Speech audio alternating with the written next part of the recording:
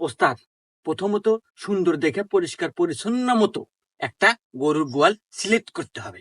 এই দাঁড়া, গরু গোয়াল তো পাছি, আগে দেই গরু আছে নাকি। ওকে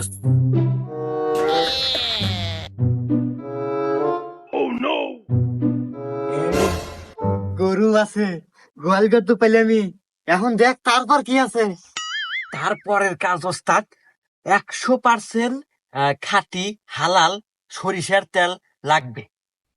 তারা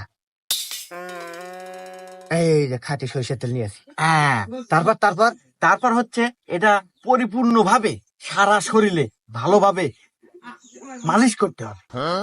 আচ্ছা, মালিশ করবানে। তারপর তারপর তারপর হচ্ছে খুবই সতর্কতার সহিত সেই গোয়ালে প্রবেশ করতে হবে। তারপর তারপর তারপর হচ্ছে ওই আরো সতর্কতার সহিত বলতেছে যে গরুর দড়িটা খুলতে হবে। খুললাম। তারপর তারপর